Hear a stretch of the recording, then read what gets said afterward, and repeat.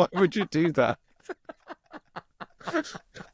Right, we can still start. We can still use this. We can still use. I can cut this. Is it a bit soft off. entry? Is that what we're calling it? A soft entry? So that's what we always call it. A flaccid entry. Wow. Okay. Everyone's gonna be like, "What did they say? What did Peachy say? What did Ollie say?" It's worse than you think. Yeah, it's worse than you think.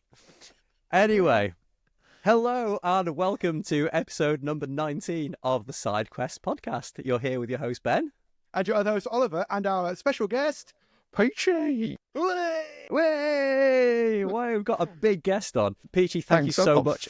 I thought he lost weight. Yeah, he's looking pretty good, to be honest. Not big in that sense. You look very slim. You look very well. Oh, thanks. But thank you so much for joining us. We really appreciate it. It's great to have you on. So we're going to be throwing some sort of quick fire questions at Peachy. Asking him about some of his experiences in the past, where his painting background, and asking him for some tips and tricks that he may want to share with you guys at home. Paint faster, move your arm faster. It's true. It's true fact. That's what it is. Pretty much it. That is it. Pretty much it.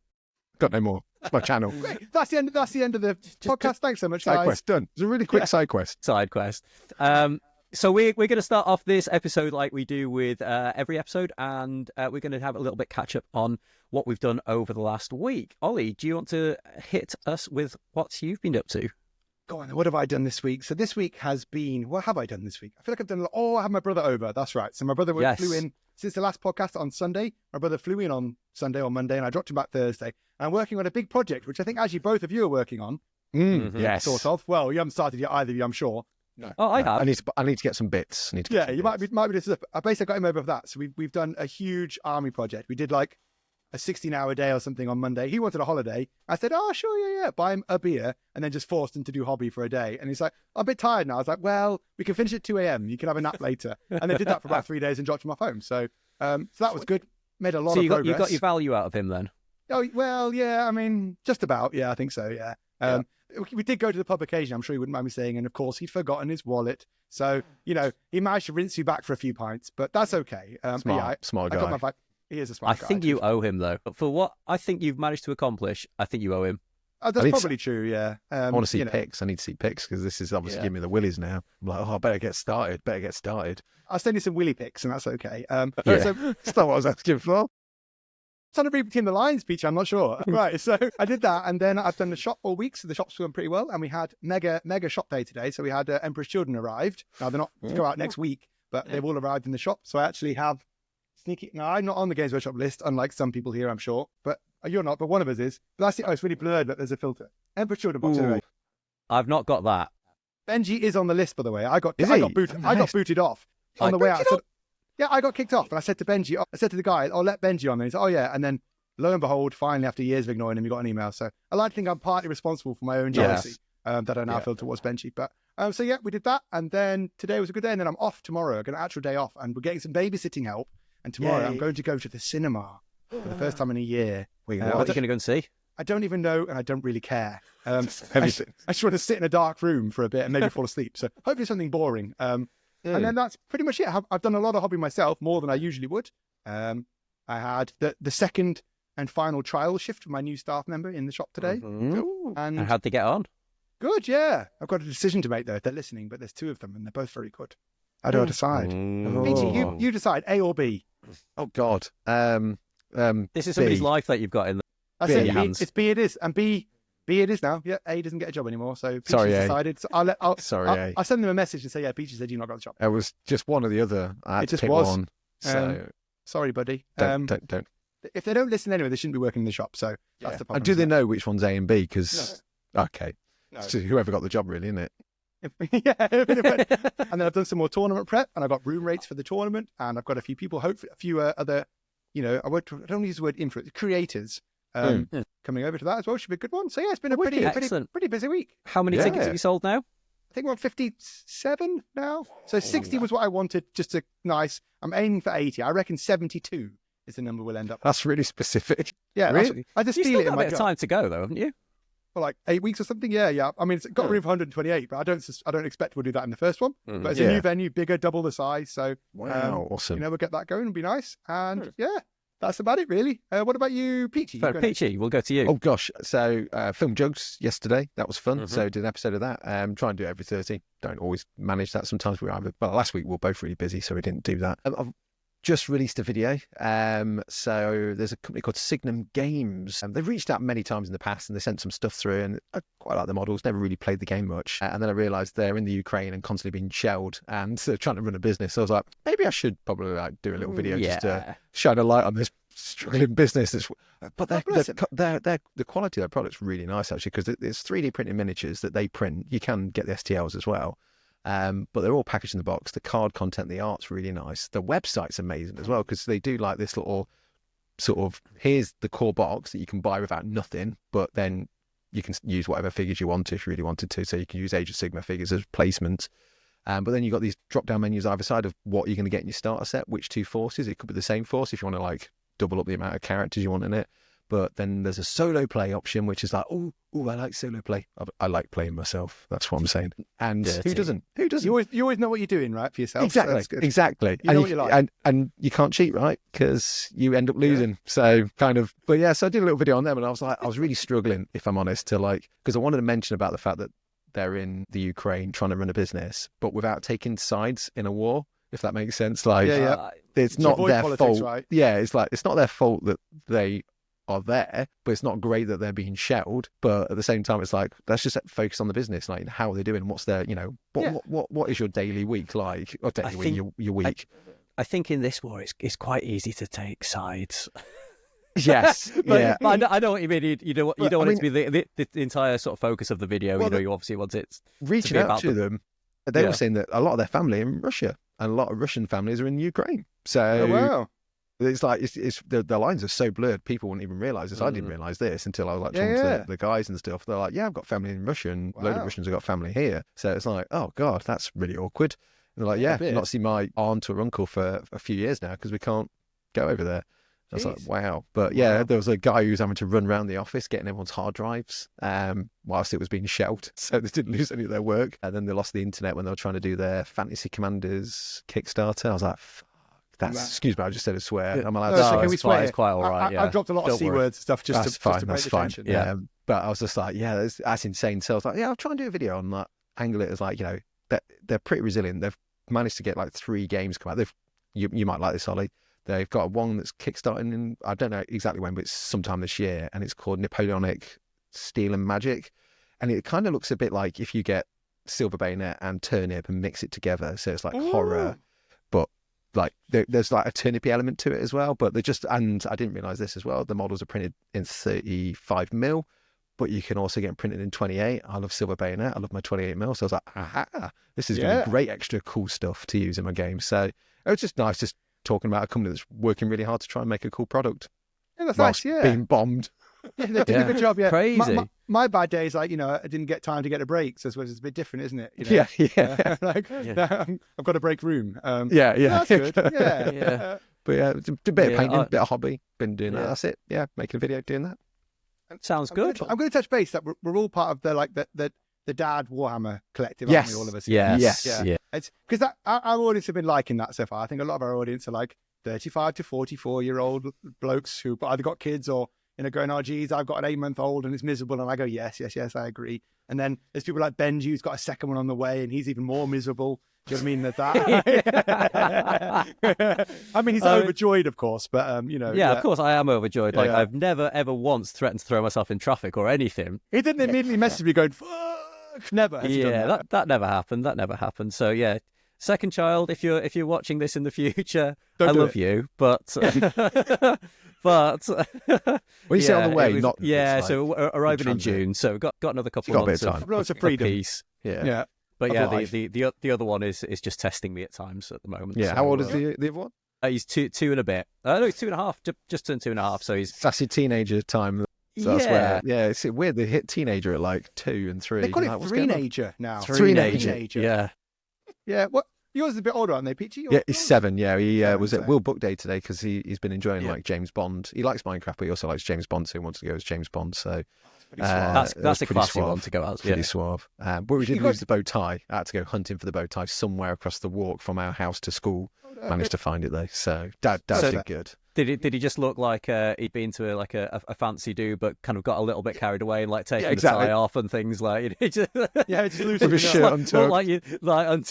It's like the dance part of the wedding. It's yeah, a couple of beer stains as well. Don't you spilled a bit of beer on yourself? Yeah, he pissed himself as well, of course. That's at the end of the day. Actually, when we picked him up, that's exactly what he looked like. Like James Bond in Casino Royale after he's been murdered or whatever. And he goes to the car.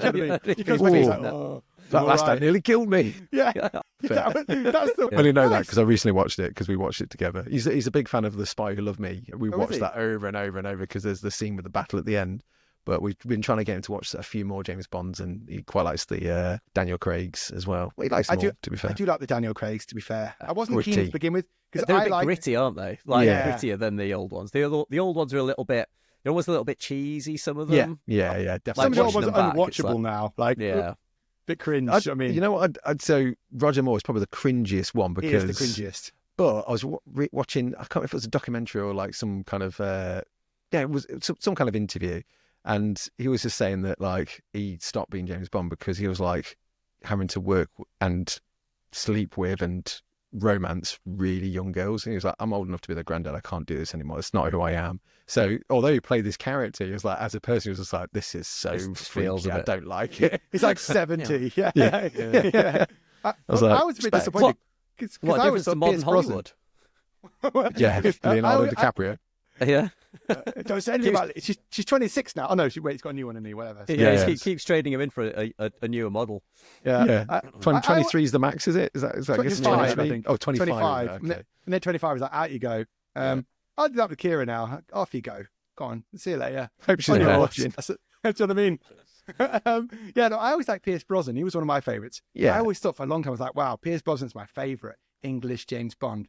And he's from like round here. He's Irish, obviously. He's Irish, isn't he? And he's from like, he got married at Mayo Abbey, like down the road from here. That's where he's from. So when I found that out, I was like, I was gutted. Like my favourite English James Bond is Irish. And then we've had like a Welsh one. Do you know what I mean? We had a Scottish one. And we've had all sorts. Like, well, Timothy Dalton used to live not far from where we live, Belper. He came from Belper. Yeah, he used to live in Belper. I didn't know that. Obviously, he probably lived there as a child and never went back. I heard Sean Bean lived near where my old school was. He probably had a house there, but we never visited it. I don't know. But you might have met him at some point. Might have done. Yeah. Bugger. Hey, bastard. You. Loop. Yeah, we might need 10 minutes of just short of Sean Bean sharping, but we'll get there.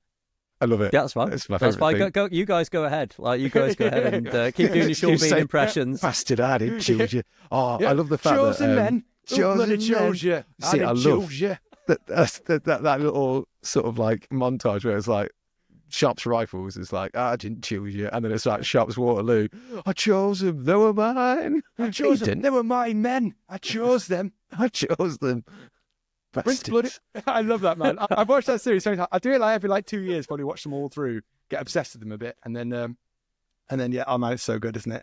I've converted so many Americans into Sharpe. It's been beautiful to witness. In the comments every now and again, I'm like, from the US, never heard of it, never watched it. And then I watched it. I can't stop watching it. I'm like, yeah, it's amazing, isn't it? I did that Sharpe video a couple of years ago using the War Games Atlantic models. And I got a load of my Discord and they're like, I thought about watching Sharpe. I was like, do it now. And I'm like, oh, it's amazing. It's actually oddly held up quite well in the last 30 years. Like, yeah. Sure, sometimes people just fall down a bit in the fights. The Ukrainian extras doing the best they can. Yeah, just some guy just falls over a bit, but like, whatever. It's so good. Have you watched Sharpe, Ben? You can say no. I've not. I was going to say I'm going to let you both down here, and I've never really watched it. How many series are there? I think there's it's like 12 one or series, 15. but it's like 15 episodes. I think. Yeah. But they're all like an hour and a half. They're all films, basically. Yeah. Right. Yeah, Okay. They did like periods in like the 90s where it'll be like there'll be 3 episodes like back to back, 1 week after the next. There'll be like a space of like a half a year, and there'll be another couple. So it's like slowly but surely, like they got fed through. I used to watch in the 90s. I was only a kid, but I used to watch that, Blackadder, Red Dwarf, and what's it? Crocodile Shoes. What was it called? Oh gosh, Bread. No, yeah, no, it wasn't Bread. No, not Bread. I'm thinking of what? Oh, I forget. I know what you mean. Whatever it was. Yeah, I used to watch those like as a kid. So I used to watch Red Dwarf, bit of Blackadder. That was good. That was good TV time. Good TV. Sharpe, Get all Dad's those Army. classics.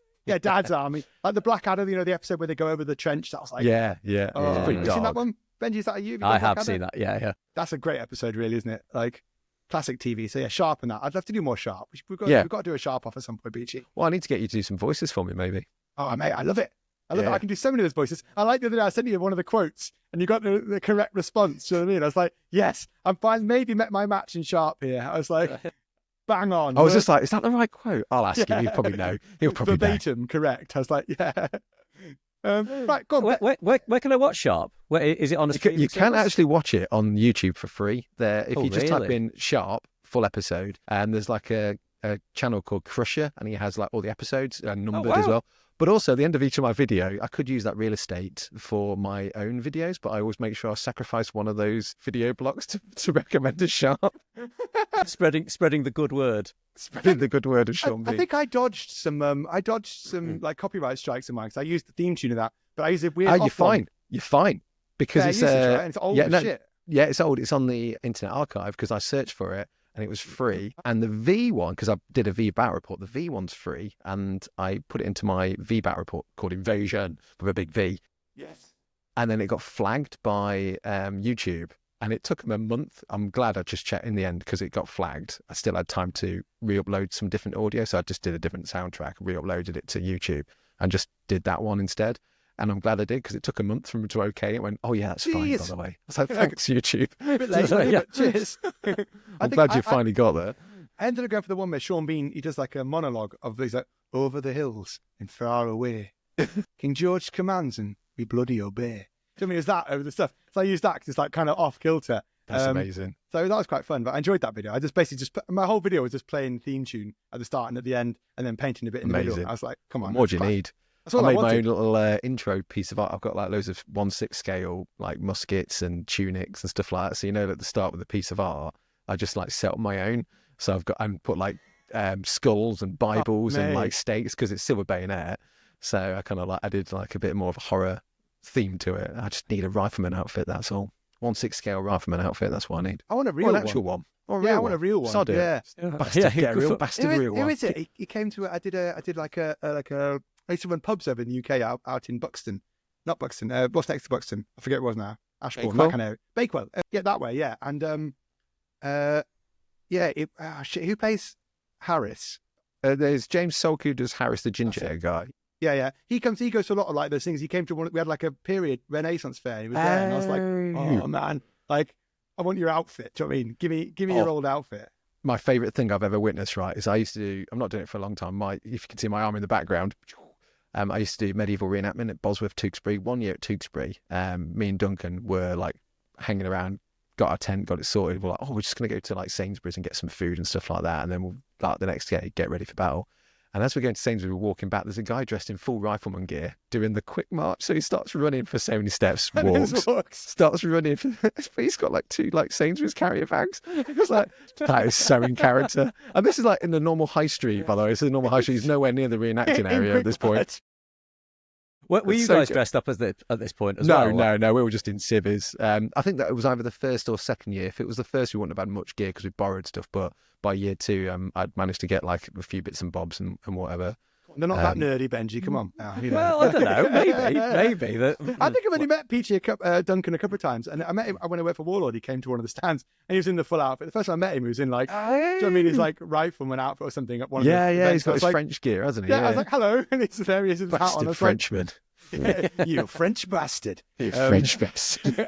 Obviously, French, you're amazing, by the way. Just saying that, just throwing that out there. I'm going to isolate those little bits and just like...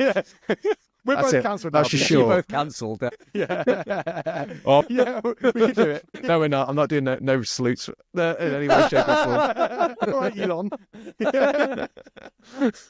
Benji, what have you been up to for the last week then? Go on, I feel like we've gone on a sharp wankathon. It's quite all right. It's quite all right.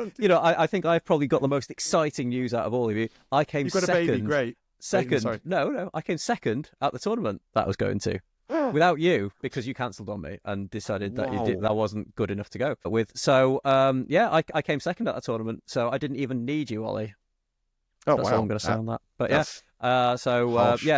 planning. How offensive. Yeah, he deserves it, Peachy. Don't worry. Wait, were you the me though?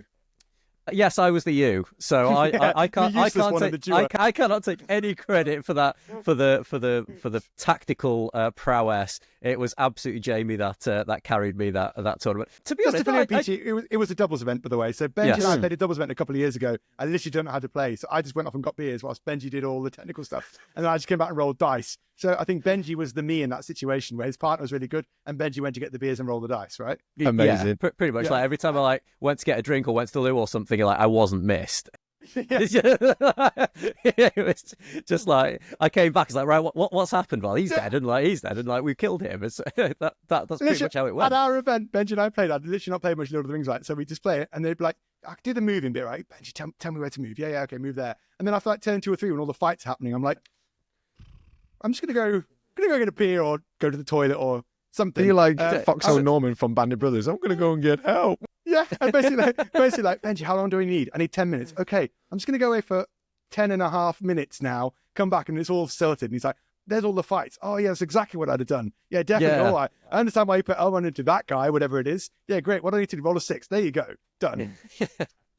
So that's pretty much how it was. But yeah, we came second, which was it's the highest I have ever placed in a tournament, and I'm probably never going to get anywhere near that again. But yeah, I enjoyed it. I had a really good weekend. It was nice to see some people down there that I've not seen for a little while. And yeah, I'm probably not going to get to another tournament now for another 3 years or something. Oh yeah. But no, it was good. It was good. Really, really good fun. Really Amazing, good fun. man. And then yeah, this week then I've started on the super secret project that we're all working on. So I've started assembling stuff. So that's exciting. I've got quite a lot of stuff to assemble still before I can start painting. But yeah, that's exciting. I'm looking forward to getting underway with that one. Super secret sex project, right? Yes, that's why I've got loads of leather. Sending. Nice. I'm aroused. I'm very aroused. So that's a bit of a roundup of what we have been up to over the last week or so. Ollie, do we have any sponsors this week? This podcast, we do have a genuine sponsor, actually. Cool. I kept it from you. It's a company based over in the west of Ireland called Broadsword Wargaming. And they sponsored a lot of our videos now. In fact, 19 videos. No, this is the 19th video. It just in the small print, it is me. They sponsor all the videos. They're a great wargaming shop where you can get all of your wargaming goodies, painting stuff, supplies, everything you want, all at a discount, including Games Workshop and other products. And they have pretty good shipping. Free shipping around Ireland, over €100. And they have shipping elsewhere, I think, Benji, don't they? Yeah. How much is it to Germany? Is it about €8, something like that? That's about right. They can ship to Germany for about €8. Yes. Any other Zone 1 places as well. So a great shop. So broadswordwargaming.com. Go and check them out. They're a great place. Now, if you want to support the channel in other ways that actually Benji gets some money from, why not jump into our Patreon? You get access to a private Discord. You get to ask questions that we can ask our guests like Peachy, but we didn't ask our people from the Patreon until too late because we forgot. So other than we didn't forget, but we just wanted to make sure it was actually happening because I didn't want to sort of say, we're gonna be doing it, and then one of us has to drop out last minute or something like that.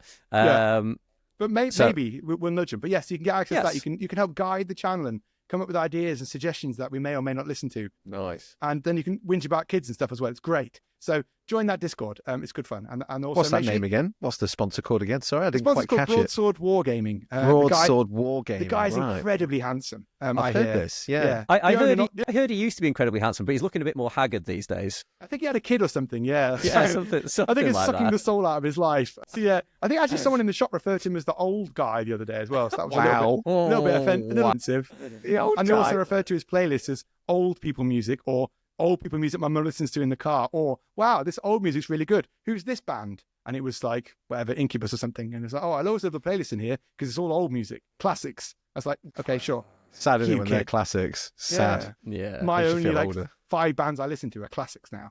So yeah, but 90s is like the 50s now, right? It It is. was the 90s. Yeah. That's no way you can't say that. It's true. Christ, I feel old. Wait, God. Benji, I'm the youngest here. Peachy's old as shit. He's way older than us. Wait,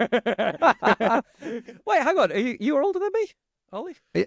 No, I'm younger than you, Benji. Are you? I'm a week younger than you or something. What are you? You're 38, aren't you? No, you're 38 soon. I'm 30, in July. I'm 30 in August. Fuck! I'm older than you. God Yeah, damn, I was going to say July. you're older than me. I was going to say you're Damn older it. than me. Luke was older than me. Shit. So you're the youngest, Benji, and Peachy's the oldest because Peachy's at least 57. Yeah, 40. 89. was going to put you in the 40s, but the late ones. You know what I mean? Yeah, That's yeah. all right. You're close. 45. Coming 45. up to retirement age. Don't I look that bad? What I've got in my advantage though is I've got to that era now that Patrick Stewart had, where he looks the same age for 40 years. Yeah. So Hey, you'll be the same from it was shit when you were like 25 probably, but Yeah. when you're like 70, you'll be like, people say you just look 40. He hasn't aged in years. Peachy's not aged. Yeah. Fuck. Yeah, I'm going What's to he go got? downhill quick. I think I was Yeah. looking young until about 2 years ago, and it's gone like that. Someone put a picture up on Instagram of like an old white dwarf or something like that, where I've been painting like an saw it. empire role. Yes, I saw that. And I thought to myself then I had hair, and then I look at that photo, I was like, I was sinning then, and I was You in had some denial hair. then. Nothing here, but I'm glad I shaved. Right. It was a tough day, but I'm glad I did it. I was going to say, as a follicularly challenged person, and I'm kind of catching up very quickly here. Did you just kind of go straight away, or was it like? No. I just one day I had like hair, and the next day I was like, it's gonna be just the lowest setting I can on my head shaver, and I did it, and for about a week I kept jumping in the mirror, thinking it was like some kind of like creepy like burglar was in the house, and I realised it was me. And even now you still get like self-esteem issues. You're like, oh, but honestly, I think it looks tidier. Don't have to worry about head hair, helmet hair when I get out of my motorcycle helmet, because you always get like a little bit of a Mr. Majika if you're not careful when you've been wearing a motorcycle helmet. That's a reference that only a few people will probably get actually That's thinking got past about. me as even that one, mate. I'm not gonna lie. Wow. There used to be a CBeebies character called Mr. Majika, had like a little tuft of hair, and he wiggled it and it cast spells. So weird. It's What year is that? So 70s or something? Whatever. I don't know what year Before that my- is. that was the 90s. I don't remember that. That's before my time. That's It was before my BBC, time. I think. Mr. Majika. I was going to say, Did help. have you ever seen I Think You Should Leave on Netflix? No, I don't think No, so. it's like a little sketch show thing, but there's like a sketch in it where a guy's been going bald, but he's been wearing like a toupee for so long. So you can pay like a company to like hire like somebody to dress up as a gorilla. And he comes and rips your hair off, so you've got an excuse for having no hair again.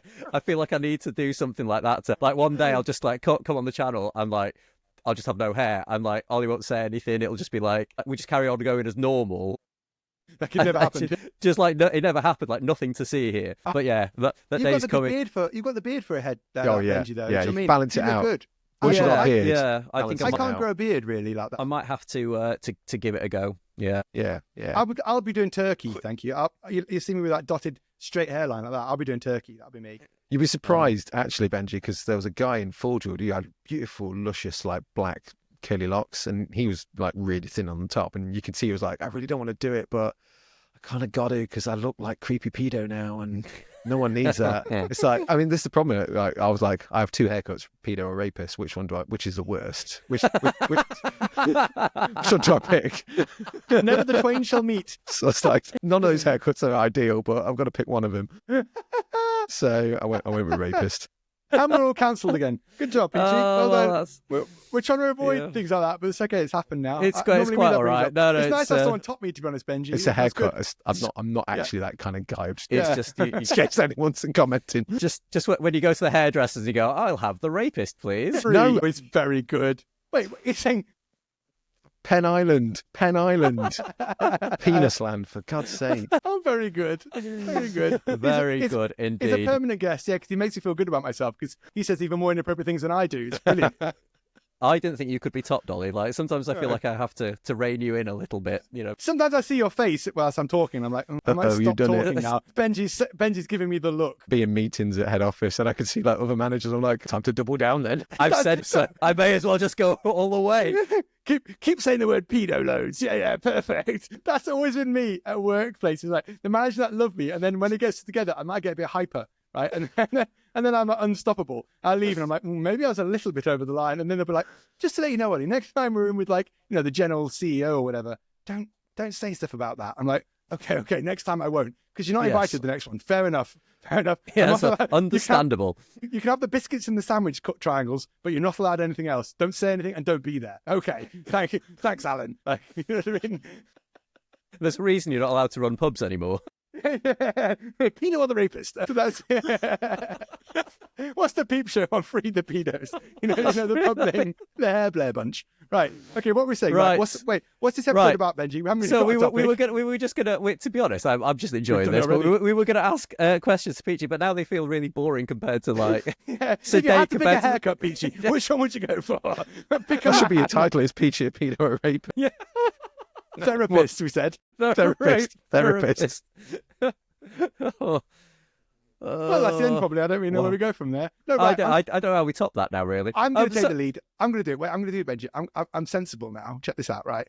Okay, so this episode's main topic is about something to do with Peachy and what he gets up to. So, Peachy, what do you get up to on your own at night? Peachy and what you do.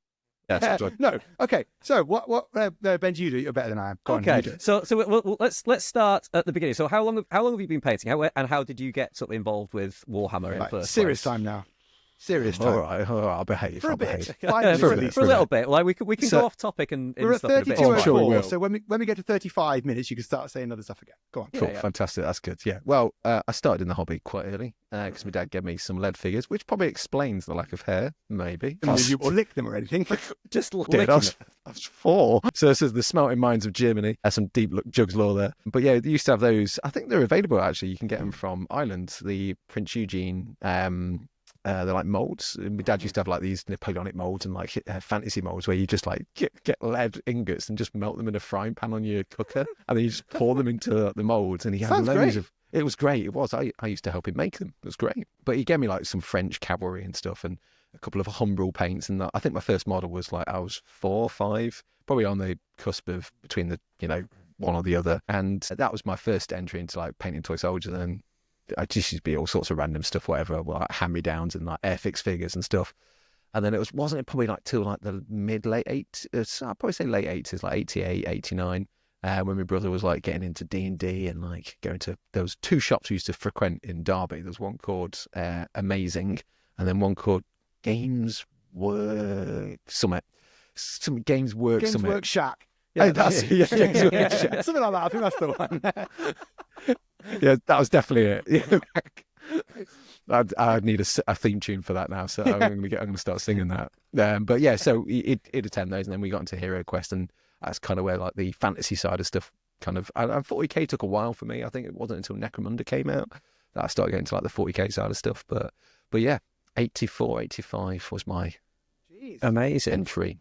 Obviously, you're I'd say mostly known for your kind of painting and things. Obviously, how did you kind of move from? Did you start in kind of Warhammer retail and then kind of move your way into kind of the office team and then into kind of the painting team and then into Warhammer really, TV? It's so weird when I look back now. It was all accidental. There was never. I mean, my plan was because I used to draw every night as a kid, and I always wanted to be like an artist. And they got to the point when I got to the age of like 17, 18, when I was at college, I was like, I want to draw pictures for Games Workshop. So I used to copy all the like, Mark Gibbons art and like the Dave Gallagher work and stuff like that, and John Blanche, because I just thought they looked mega.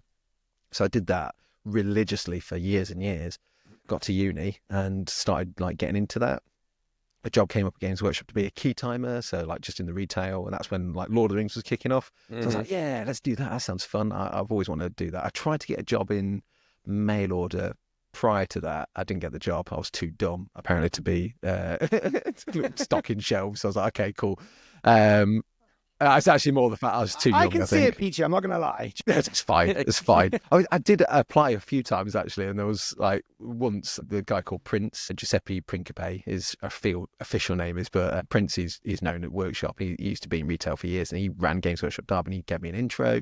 And he was like, oh, we're doing like some recruitment and stuff. And I just think I was probably too young and not experienced enough to get the job. It wasn't until I was actually at uni. I just accidentally thought, I'm just going to pop into Workshop. Started chatting to one of the staff members who was dating someone in my wife's course at the time. We got talking. He's like, oh, we're doing a recruitment. You should come along. And that's how I got the job.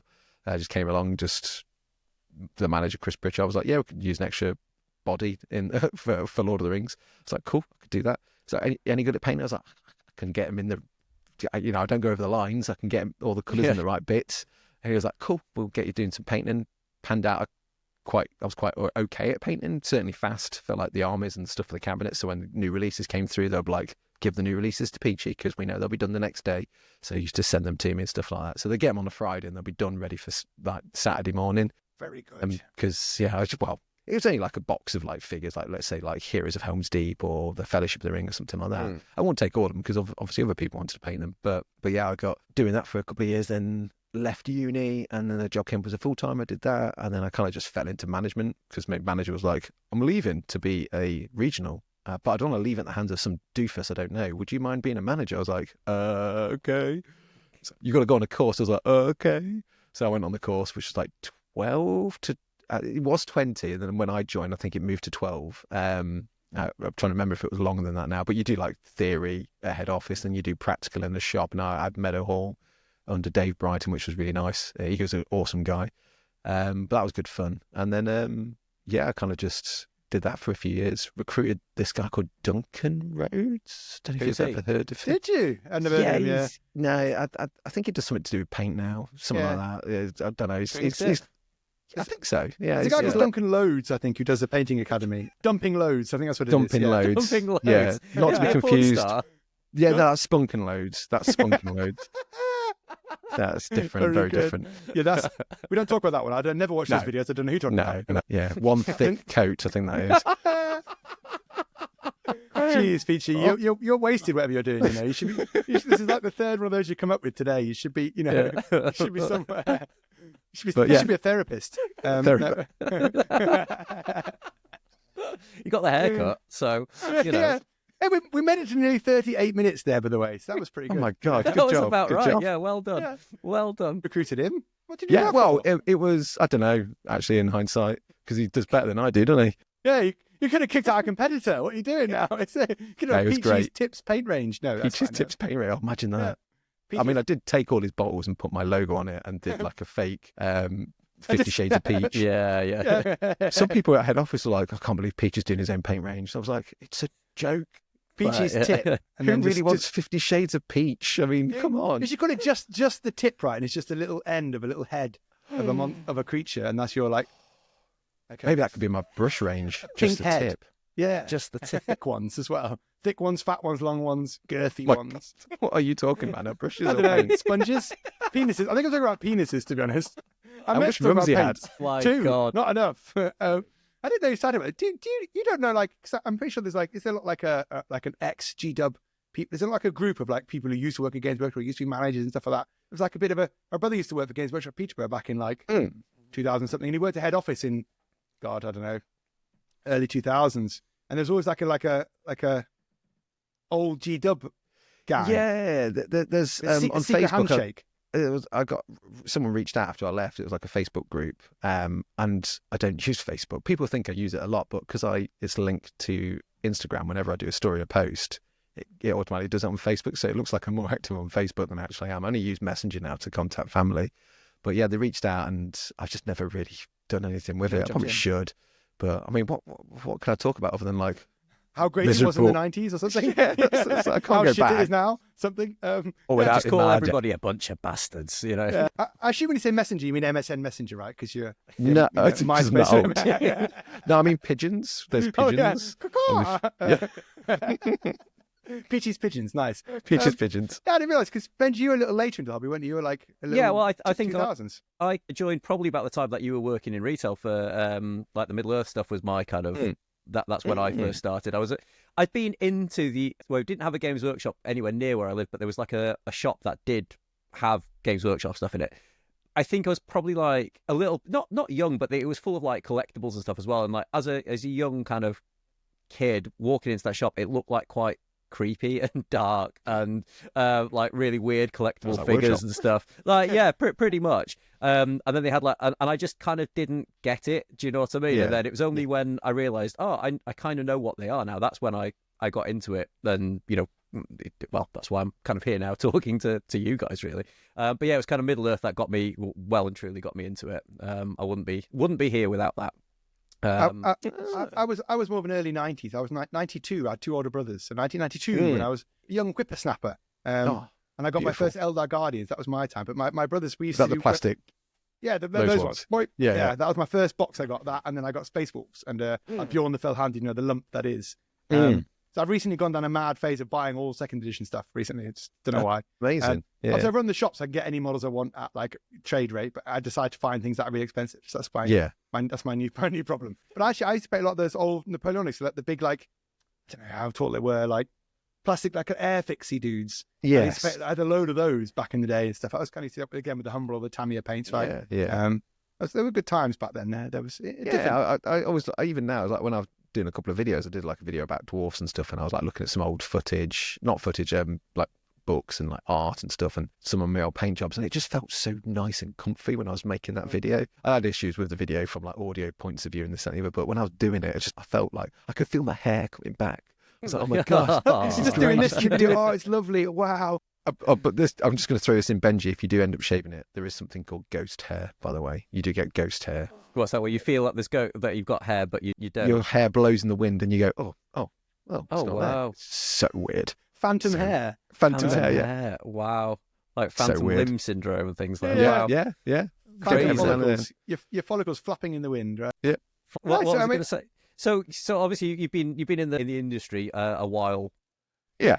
Then. Good. So do you have any kind of do you have any like sort of fond memories of particular models? Is there anything that you know, you're saying then that he's got second edition stuff. Is there anything that you kind of really, gets you excited when you see something, or is it just do you have that model that kind of gets you excited, or?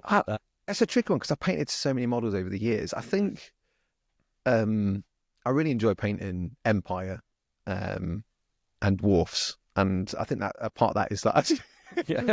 Empire. Yes. Dwarves, no. Dwarves was my first army. I know it was disgusting. Beardy bastard. Let me guess, a lot of long beards with a lord that nobody could kill but didn't do anything because they moved 3 inches. No, because I didn't. Yeah, I was going. Yeah, all right.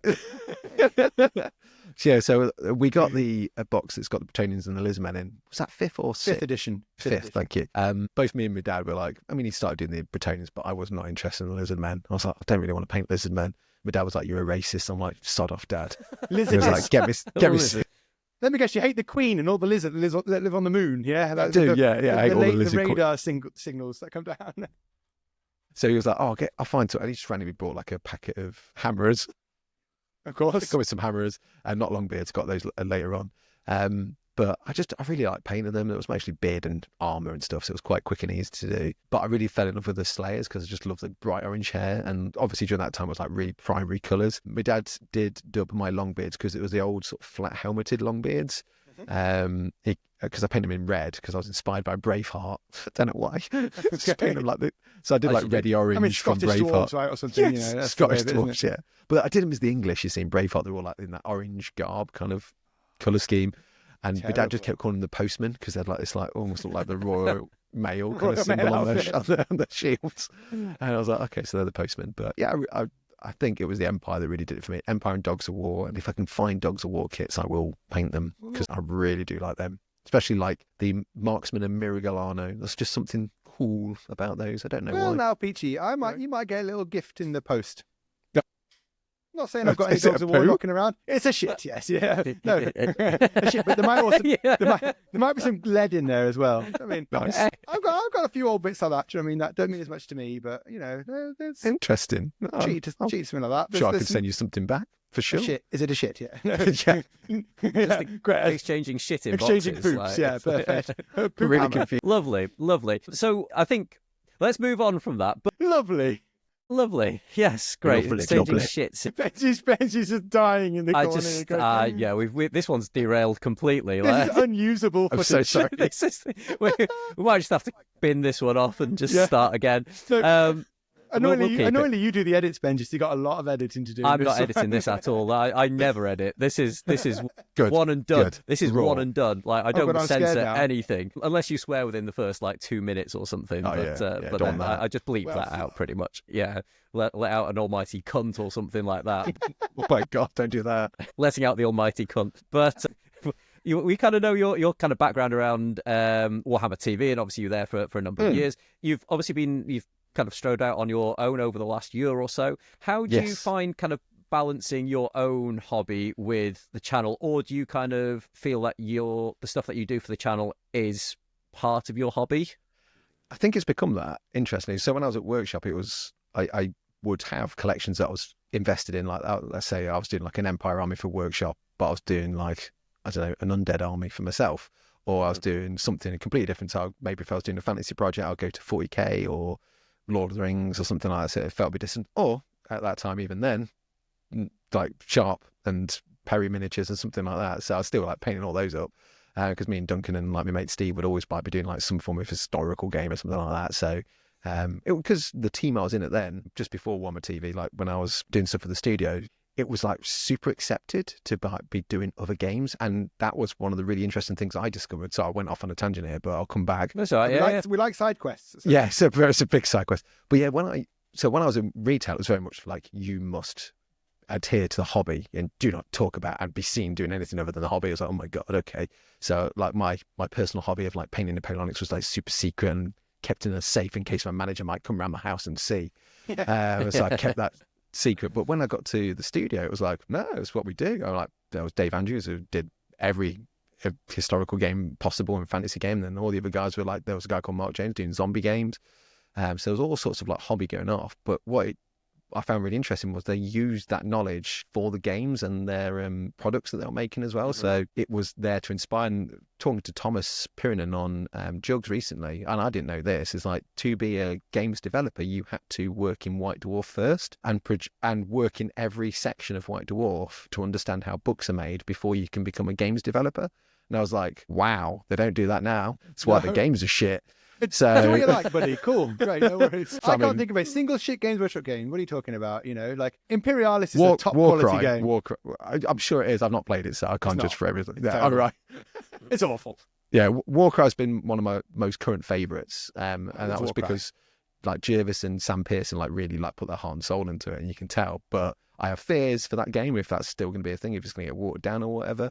But yeah, it was super accepted doing all this like non-Games Workshop product and stuff, because then they'd like look at how people are like using game systems and go, maybe we should use that game system for like this game we've got coming up called Dreadfleet, or maybe we should use it for this game we've got coming up called like Silver Tower, or like when people come up with like different ideas for different like one-off games and stuff. So it was really, really good as like a creative hub. But then going into Warhammer TV, again, it was drawn back again. It's like, no, you cannot. Organised fun. You must only like play and talk about the stuff that we sell. I was like, okay, cool. And I found that really hard actually, because I didn't play like Warcry when it first came out because I was too busy doing like other projects. There was a lot going off. But when I finally got into Warcry, I was like, no, you can't be talking about Warcry now. That's not the new hotness. I was like, well, I really like it. I'm enjoying it. They're like, no, you can't talk about it. I was like, ah. So I found that really hard. So doing like other hobby kind of, certainly the last few years of Warhammer TV was really hard. My personal hobby got really knocked, other than doing stuff on live. And again, that was forced, organised hobby. So I just have like stuff in front of me. The latest like Custodes, you love Custodes, yeah, okay. Yeah, and it kind of sucks the love out of it, and I found that really hard. Whereas now, I do a couple of videos like the Signum games, for instance, looking through the stuff. I was like, these are cool models.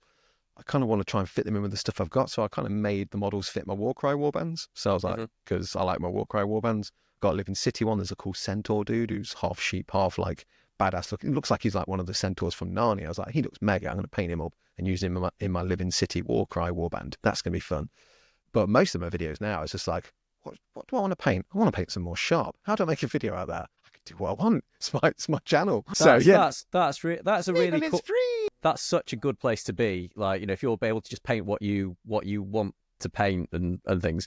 I think we. Oh, sorry, Benji. No, I was going to say, like, you know, I don't make any videos anymore. It's been a long time since I really made any real. But it just kind of felt sometimes.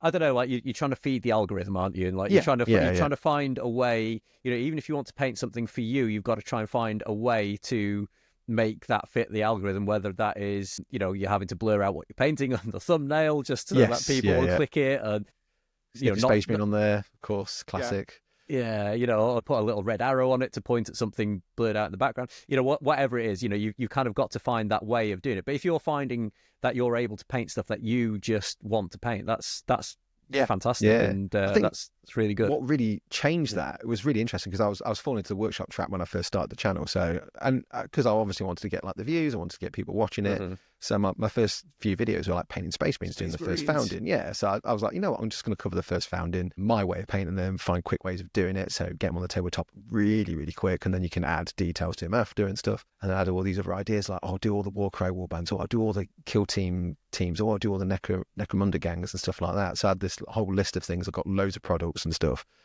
And I kind of was like, oh, I'll try and do something that's not all 40k. I'll do a Warhammer thing. Oh, I might do a Star Wars thing. I love Star Wars. And I started just like trying different videos, and some of them worked really well. Some like I did a Rust one, and it was like because the you did the Rust terrain, didn't you, using Dirty Down or something? Yes, so that was on the painting phase. But when on my own channel, I what's the oh my god, Fallout. There we are. Fallout had come out, both a game and the TV series on Amazon. So I got like the Brotherhood of Steel dudes, paint them in like different ways, and just did like a comparison between Dirty Down, one of the Rust colours or a bunch of Rusts that Army Paint to do, and then I think it was Streaking Grime. And comparison them, and that didn't do very well at all. I thought maybe like Fallout would be quite a big thing with it being like a big Amazon show and, you know, being a cool new game. And I just randomly found a game called Frostgrave, and I was like, oh, you know what, this looks quite cool. It's like 8 figures.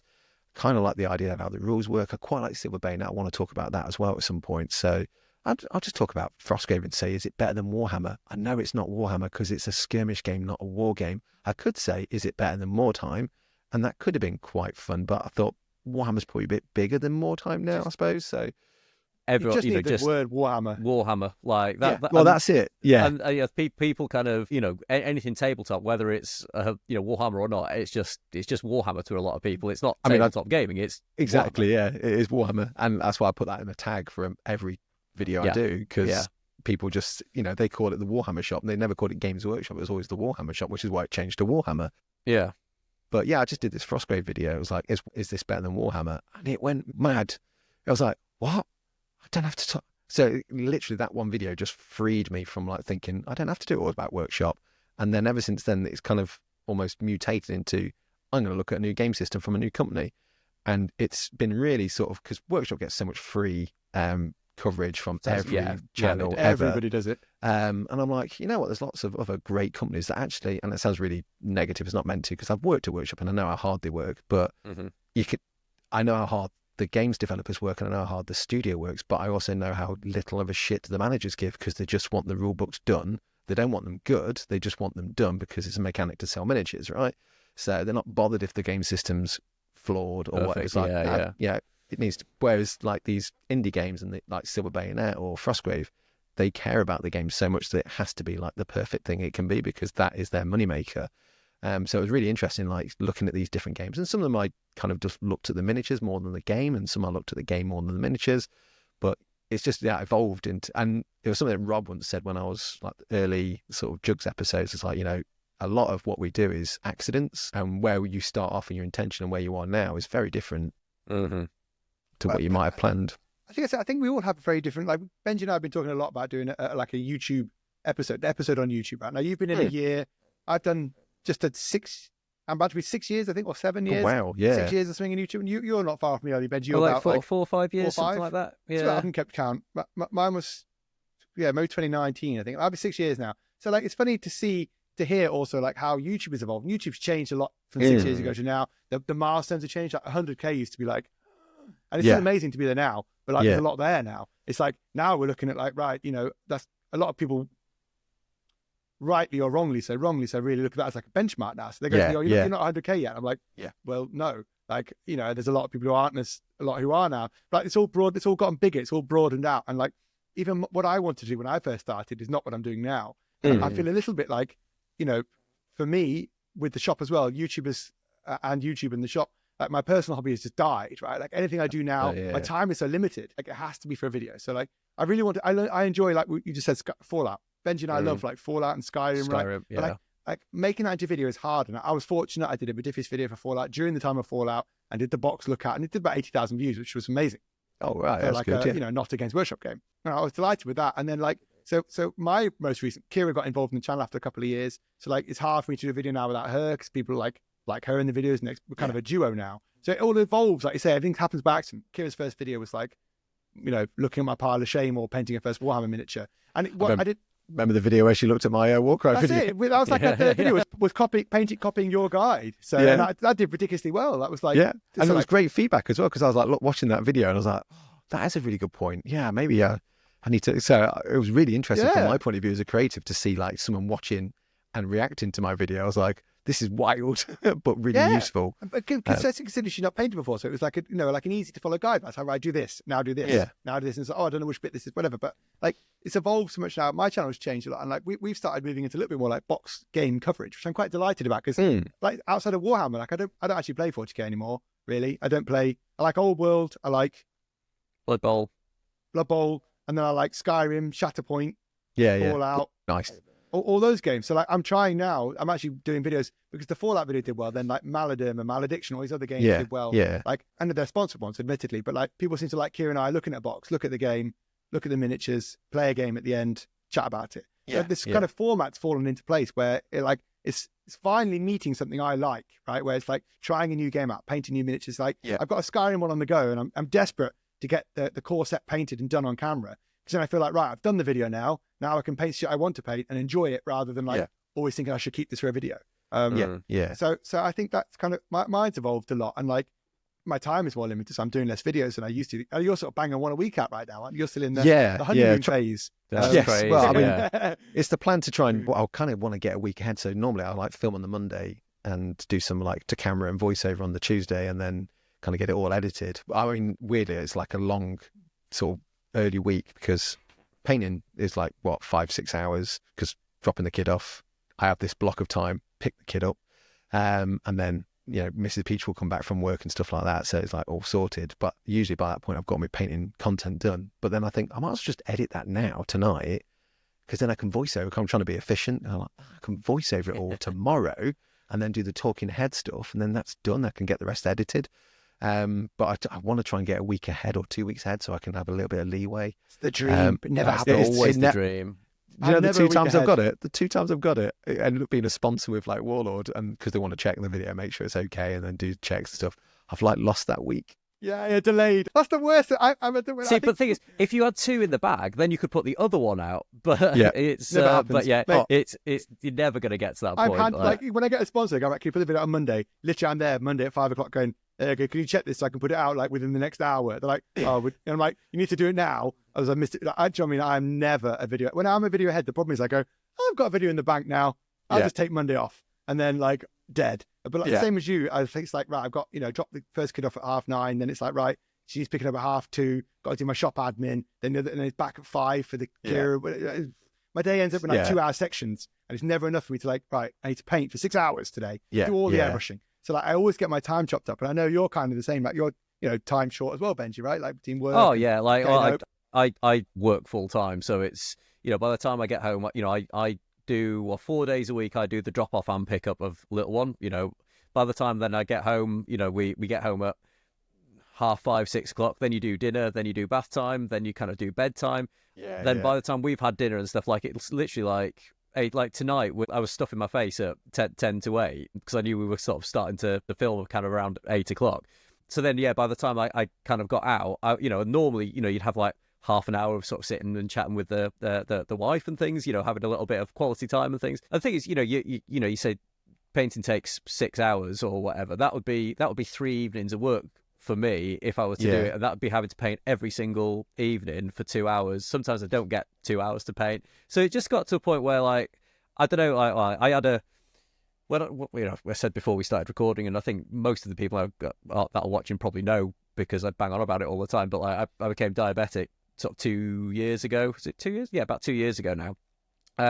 And during that period, like I'll remember I was very kind of melancholy and things at that time, and my attitude towards life changed quite a lot. And there were points where I was just looking around. I was sat in here, and I've got like all my models around me, and I was just like, my God, I wasted so much of my fucking life painting these models. And it got to the point where I was just like, what have I done? What have I done? And I was like contemplating just selling everything because I was just like, I've wasted my life on this. And obviously I get a lot of joy out of it and stuff, and I do. And obviously I get a huge amount of satisfaction out of doing it.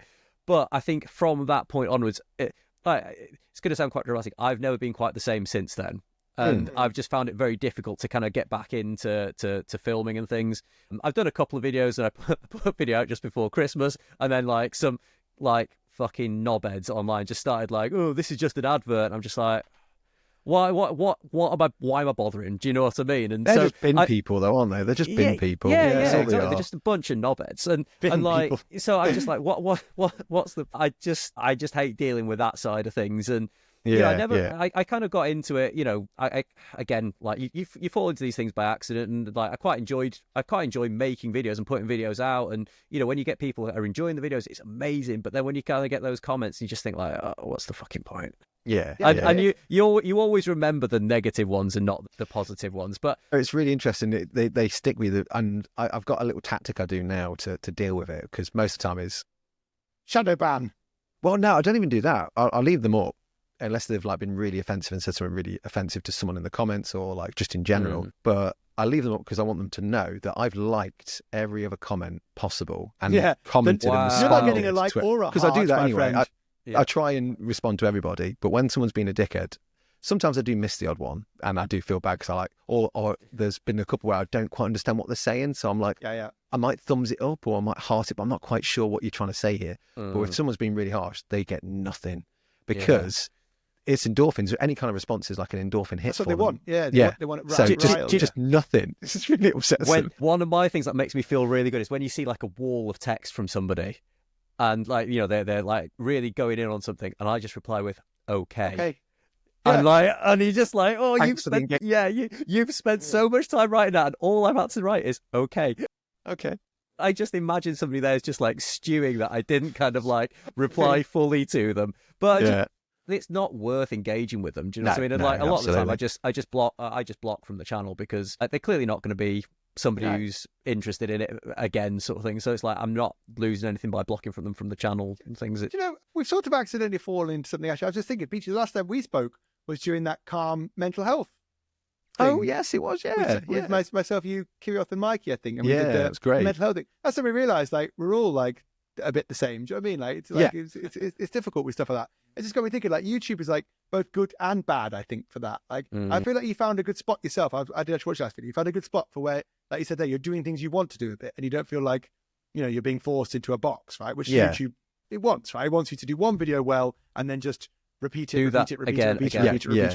Whatever that might be. And there are other channels that do that to great success. And like, you know, when you get a hit, you should just go, right, just do that same video 50 more times, right? Whatever. And that's all it wants. So like, I feel there's like a bit of a drag on like creativity or something. And YouTube doesn't really allow for like, generally doesn't really want like that expressive or art or whatever. Right? It just wants content is the word. And that's it. So I've slipped a little bit. Like right now it's slow. My time has never been a less, but I'm trying to do things I'm enjoying. You know, sponsored ones you have to do, right? That's how we pay the bills. Yeah. And some people don't love sponsored content. I get it. Like, you know, they might not think we're being genuine, but I think actually you said the same thing. I don't really take on sponsors that I don't like. Yes, exactly.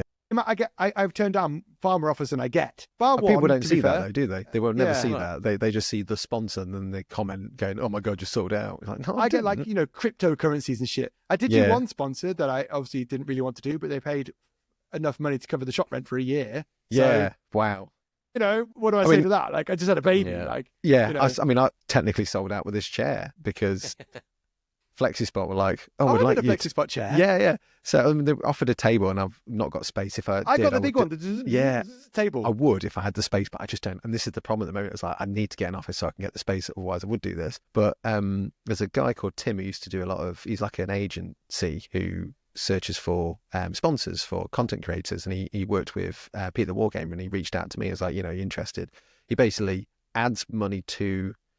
So it basically increases what the sponsor would normally pay, but he basically takes a cut of that, so it doesn't really affect you. So he's got negotiating, right? And then dealing it for you. But he also can be the asshole if you're having problems and this, that, and the other. He's really good. So if I get sponsored, I'm like, oh, FlexiSpot reached out and like, Tim, have you ever heard of these? He was like, oh, I'll do some checking up. And he go, no, they're legit. It's a good deal. You should do it. I was like, okay, but I do need a new chair, and it's not really a hobby, but it is hobby. And it's like, I'm sure you can make it work. So that's why I ended up just doing this stupid little video of me dressed as an evil genius, trying out a new chair. And I thought, from now on, I'm just going to do dumb sort of ad reads because I didn't think they'd take it, because I was literally going, you know, this chair's okay. It's, acceptable.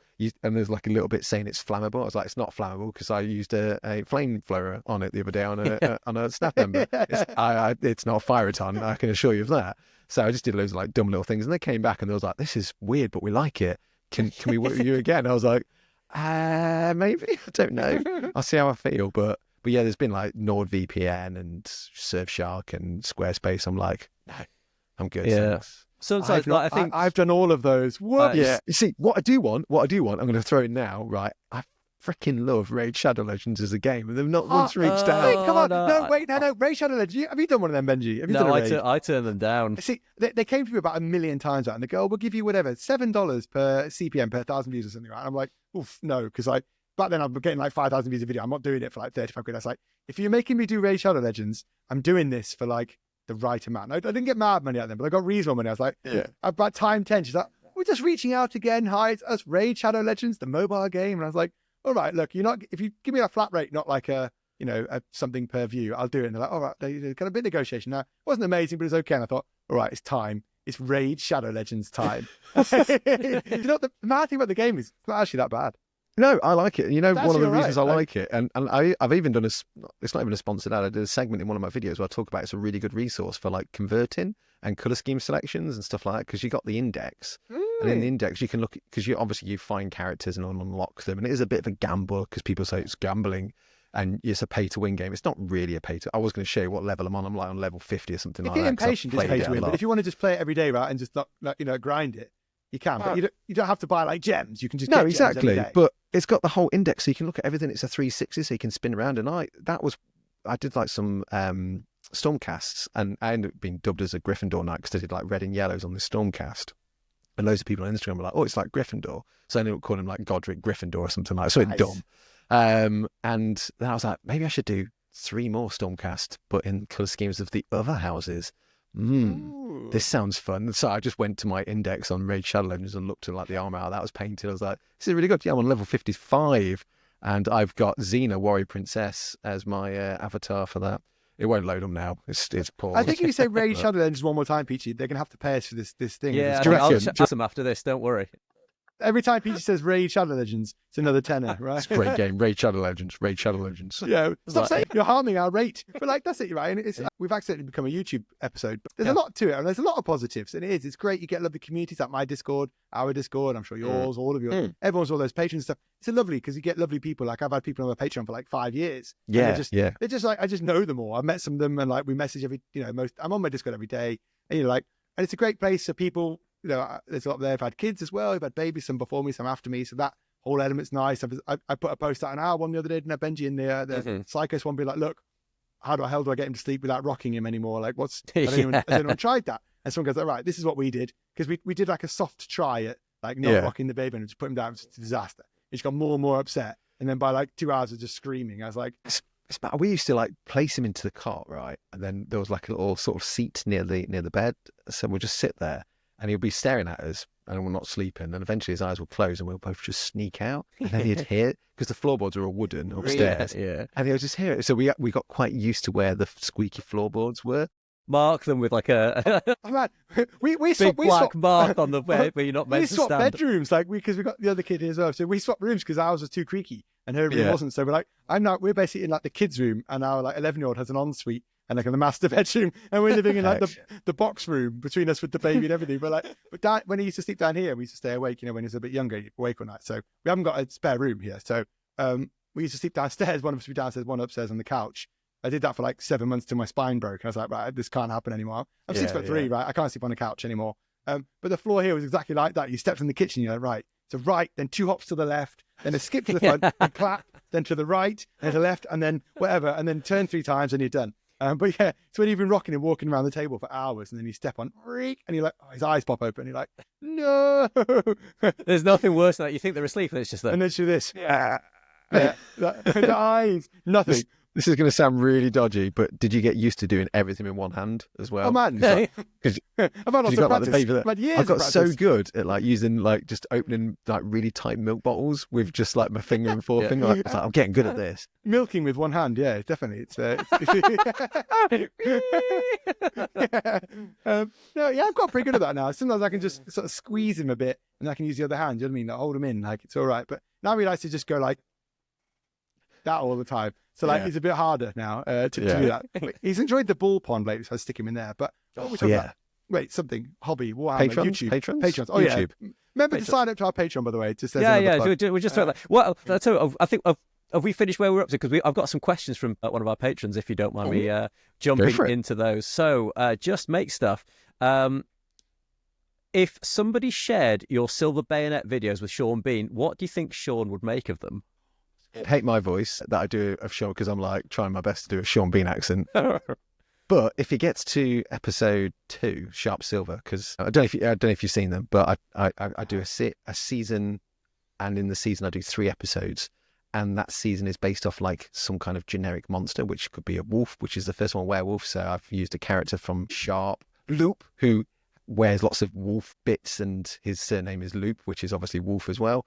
So I was like, that makes sense. Then this season is demon, and I've got like Obadiah Hakeswell. Then the next one might be like Dracula or some kind of vampire. So I might like find like Major Duco looks very vampiric. So he's a little it did occur to me that I should do a Lich Lord, which is called Napoleon Bonaparte. Very good. It's just this shit writes itself, doesn't it? Yeah, you got this silly Billy as well, something William. Right? Yes, silly Billy. But yeah, so one of the characters, episode 2, I was lucky to. It just randomly happened in the comments. Some guy was like, it was called Major Pycroft, the commenter, and nice. Pycroft's head is like his handle picture. And I was like, he was like, oh, I've been trying to get hold of a Major Pycroft for years. You don't know any companies that do it. I was like, oh, Brigade Games do a lot of stuff and this, that, and the other. And I started talking. And he was like, oh, I don't know if you know, but I'm actually the guy that played Major Pycroft. I was like, what? No way. It's Nigel Betts. That's it. It was Nigel Betts, and he's got this image of Major Pycroft. So me and Liz were like, who played Major Pycroft then? IMBD, Nigel Betts. So we're like, can you email me? This is my email. He was like, yeah. He reached out. He basically said, do you want me to do some voices? I was like, can you do Major Pycroft and like some other characters, please? I was like, yeah, he's one of my patrons now. That's incredible. Yeah, I know. So I've awesome. got a little bit of that now. So if Sean Bean sees it, it's like, well, it's good enough. Pycroft is good enough Probably for me. good enough for me. Probably Yeah. good enough for me. You bastards. You need him to do some voiceovers next. Then is what you say. I do. Sean, Yeah, I do. So Sean, if you're watching this, if you could reach out to Peachy, I'm sure he's a sub. Yeah, I'm sure he is. Yeah. I did drop him a message ages ago, but I don't know if he has like an agency that reads them and understands it. But what I need to do is I keep trying to get Yorkshire Tea to sponsor me. So I'm going to go through that angle instead. So I'm going to go through the Yorkshire Tea route. I like it. Because makes sense. Definitely. Sod it. Because I believe in Yorkshire Tea.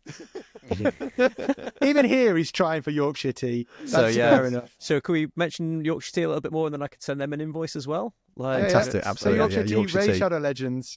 Yeah. Don't say Timu, but do say. Oh God, never use not Timu. I never will. I've never taken a sponsor from them ever. You won't find evidence of it, but they did pay my shop rent for a year, so get what you get, my friends. Yeah, no, that's pretty good.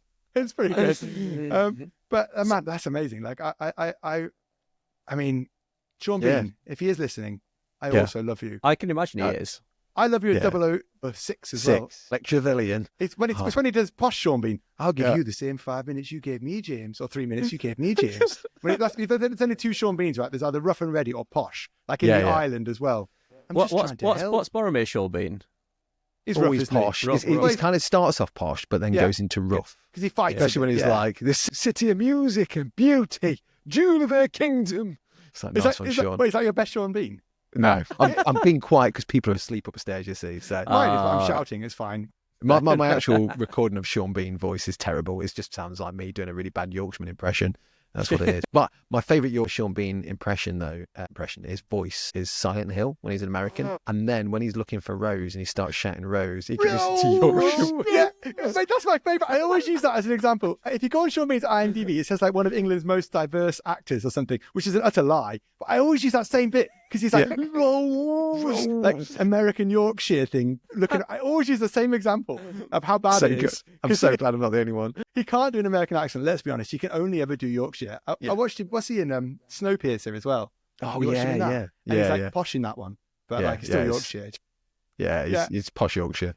American Sean Bean. I like him as in Troy as well. I was there the day Hector, Achilles, Agamemnon. Do you know what I mean? Like it's the least Greek actor, isn't it? Hector. Play your games with me, but not with my cousin.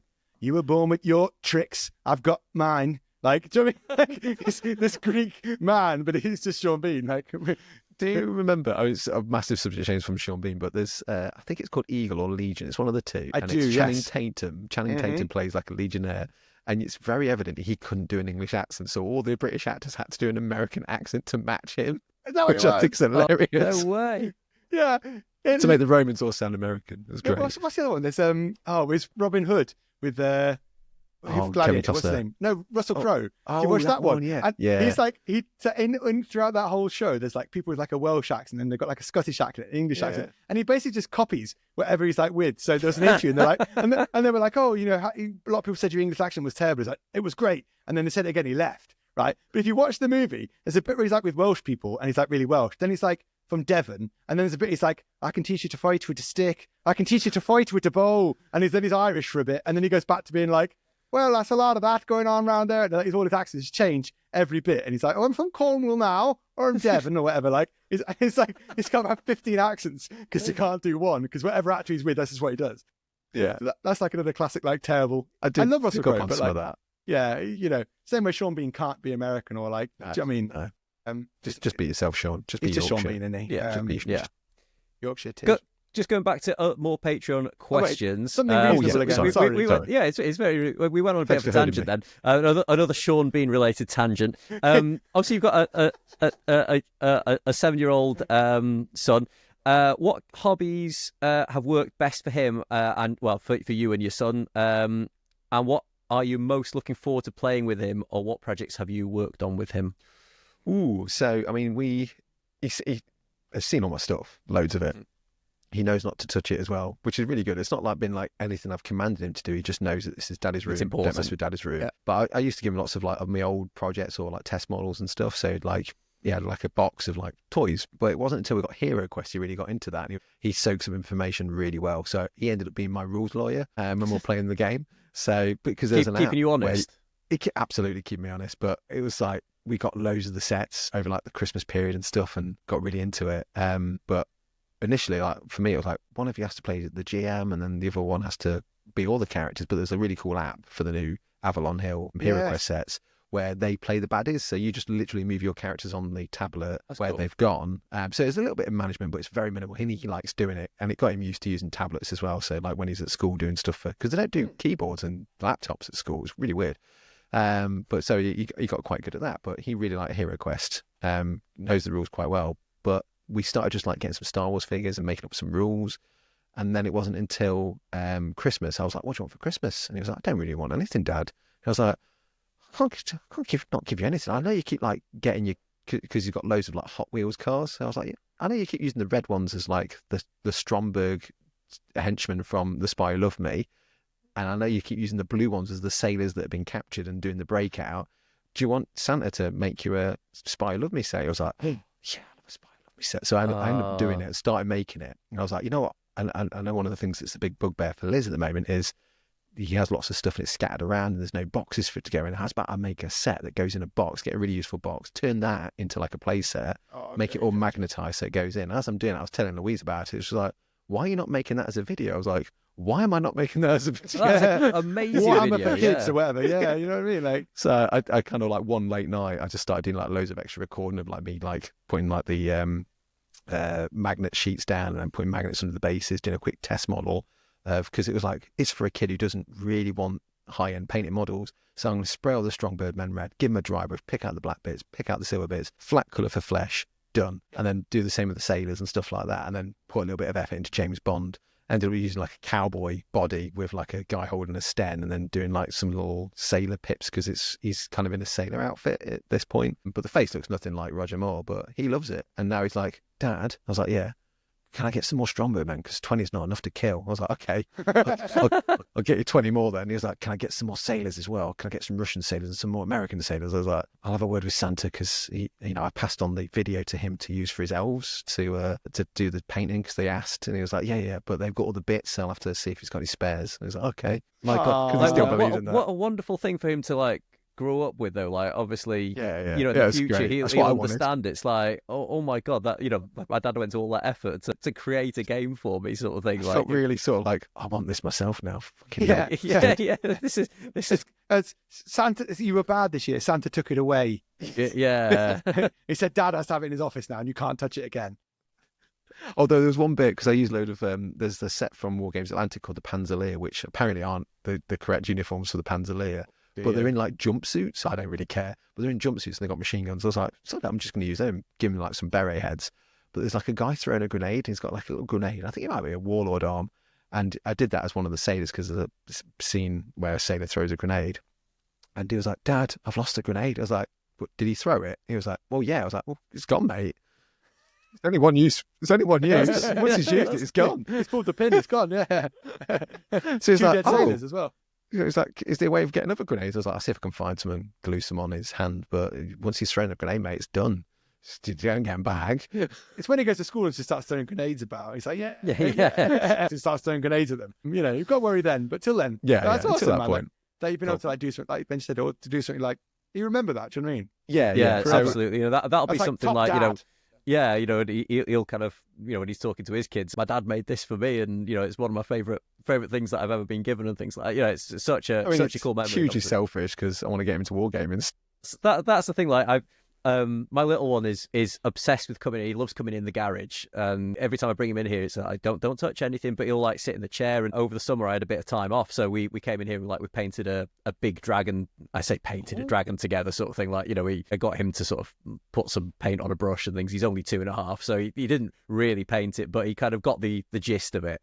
And he absolutely loves it. So every opportunity we get, he always wants to come and have a look in the garage. So I'm just kind of building that into him, that the garage is a cool place to come, so we can play games and paint together in the future and stuff, which will be really nice. Amazing. We have an 11-year-old. She went the other way. She used to watch Blood Bowl when she was like whatever 5 or 6. I was playing a lot of Blood Bowl. She used to watch a bit of that on the game. So she painted like a space marine and gave him a gun and some flowers. He was like giving flowers to his girlfriend, but also protecting her. So she liked all flowers and everything. And then she liked Nurgle, so she got really obsessed with like axes covered in blood. So she just wanted everything covered in blood. And then she watched Blood Bowl and she likes Nurgle and discussing things. But now she's at the age now where everything's a bit embarrassing. And she's like, it's really nerdy. Okay. But she just got into like her first like anime show.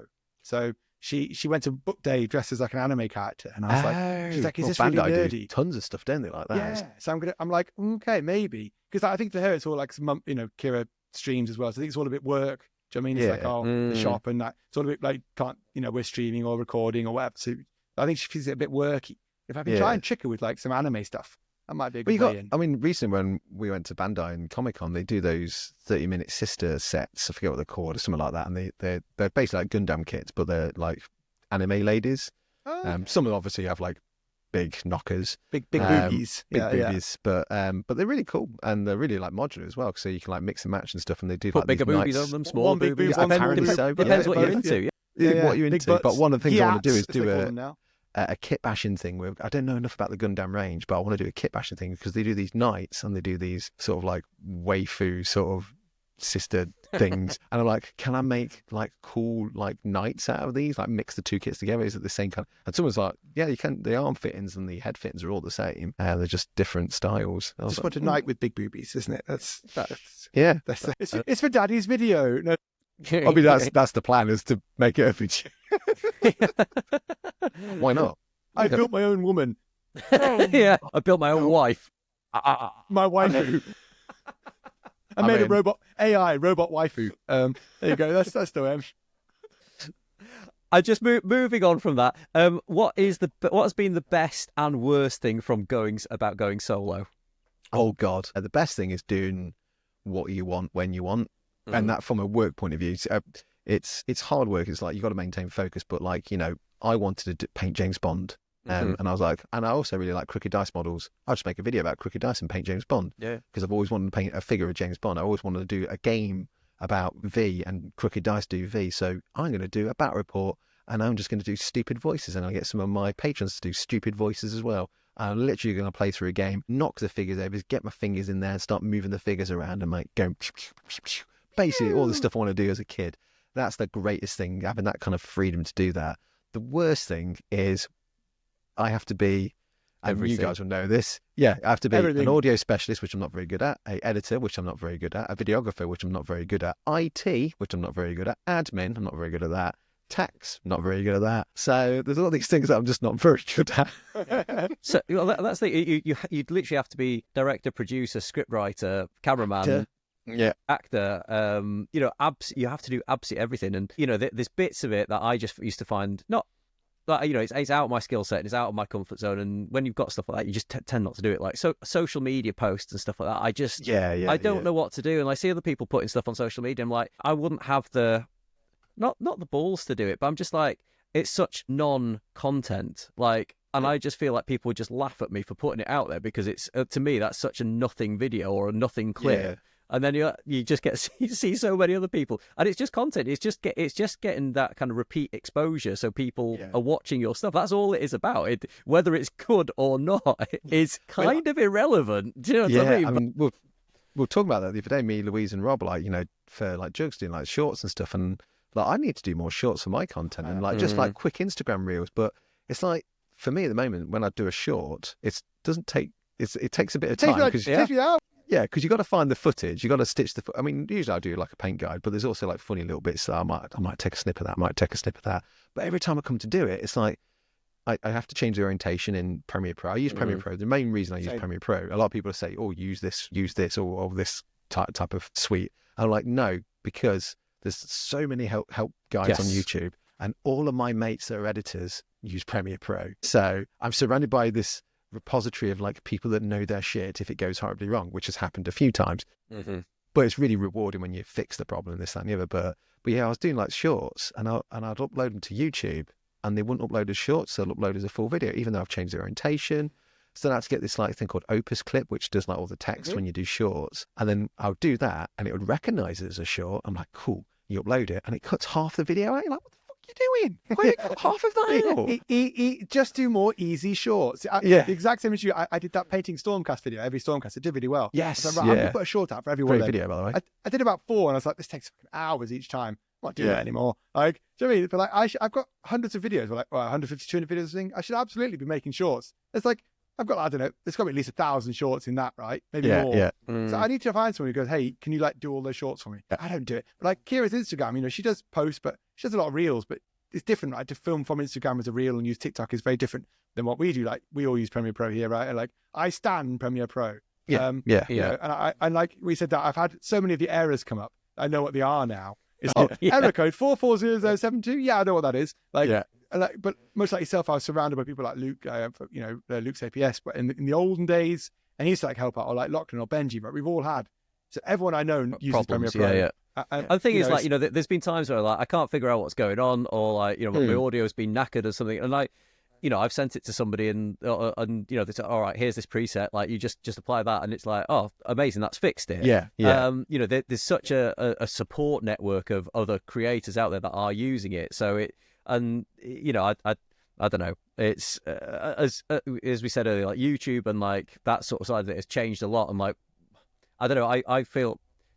I've said this in a previous episode of this, but I feel like what I make is a video. It's not content, if that makes sense. Like and that's not to like put down what other people make, but like I feel like a lot more time and effort goes into what we do. Like it takes hours, whereas some people can put on like a couple of base coats or something on a clip for Instagram, and it'll get like, I don't know, 1.2 million views or something. I'm like, why do I even bother spending 10 hours editing a video when I should be just doing a lot of shorts? I mean, I've had it with myself. Like I've like this year 2 videos, right? One was the very start of the year. I got like some Victrix models, and I thought I'd get some of the new Rohan. The Rohan video movie's out. Yeah. I'll just paint some Rohan up and just how do I pitch this? How do I get a hook? You know what? Let's compare Victrix Dark Age models to, can you get cheaper versions of Rohan? Mm-hmm.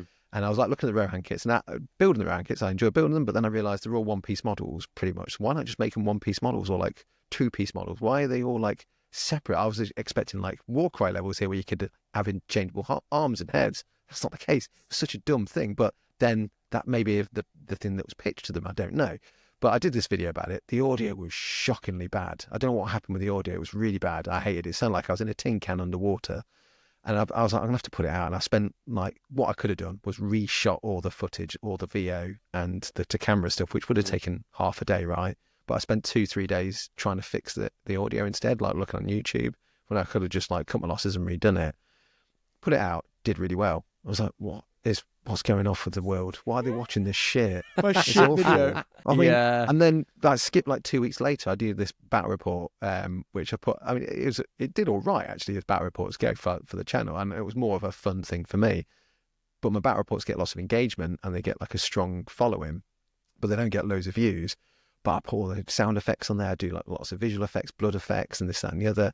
And it's like more effort's gone into this, and it's not done much. But that one had like crap audio. There was like some issues with like some of the footage, but people were lapping it up. What's wrong with you? Mate, we've all certainly had that. Like I've had videos. My first like blow up video was like, I think it was the first time I've ever done something like that. It was like, what's, Kill Team version 2. So it was a couple of years ago. It's like, what can we expect from Kill Team version 2? And I was like, oh, I'd love to see like, armored things, like maybe like a small dreadnoughts and stuff. And the thumbnail was just like a dreadnought and something else. It was like, what can we expect from? It was literally, I've never done one, but like just talking head. That's all it was. Yeah. 8 minutes with a couple of clips. It was 6 minutes, whatever it used to be. 10 minutes. 10 minutes a second when it used to be needed 10 minutes to get the mid ad roll. It was just that. Like my first video did like 50,000 views.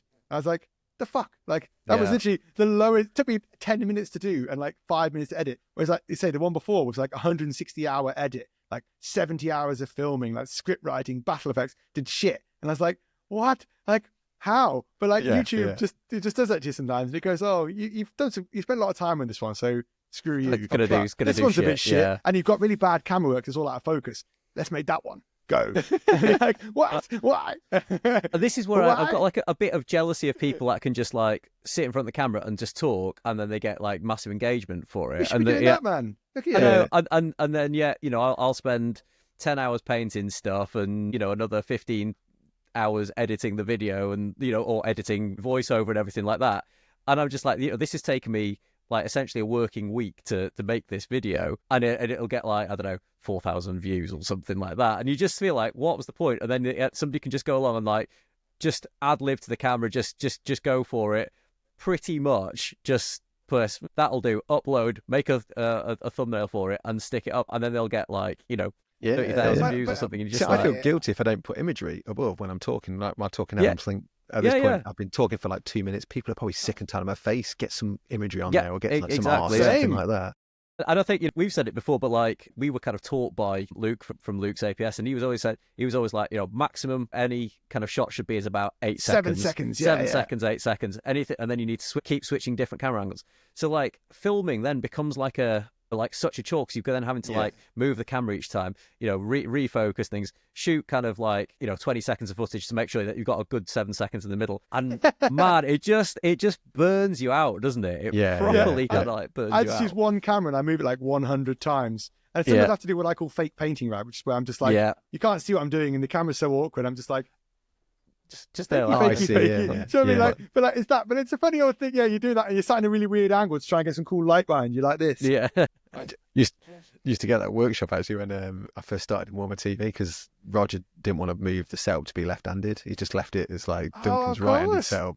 So I had to do that when I was painting, so my ear wasn't in shot. So I was like, this isn't really comfortable, Roger. How long are we doing this for? 2 more years. Okay.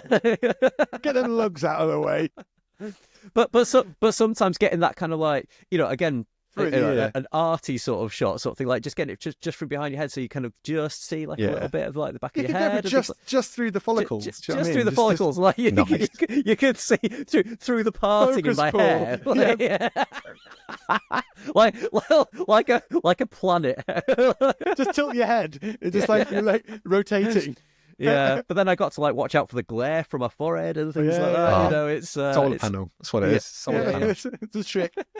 But you should just be getting your Games Workshop NDA stuff, Benji. You know what I mean? Some of us are on the list here, exactly. so Yeah, you should just be banging that out. Peachy, you on the list, Peachy? Are you on the NDA list? I'm on a list. I won't tell you which one it is, but Do not send DNA. some Stupid sort of bastard. some sort of offenders list. Like, you know, yeah, I think so. Yeah, for workshop, obviously, not. Oh yeah, of Yeah, course. there's Yeah, nothing else. Yeah, that Not with that yeah, haircut. The therapist. Well, I have to say, we hit the hour and 40, right, for us, which is a very long one. But we've talked about nothing. We've done nothing.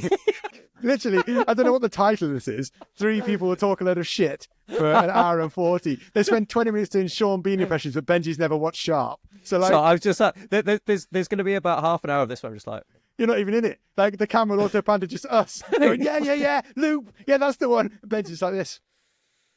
Doing that. But he would look. Sean Bean was in Lord of the Rings. You got your bit of joy. I like him in that. Yeah, so I will have to watch Sharpe.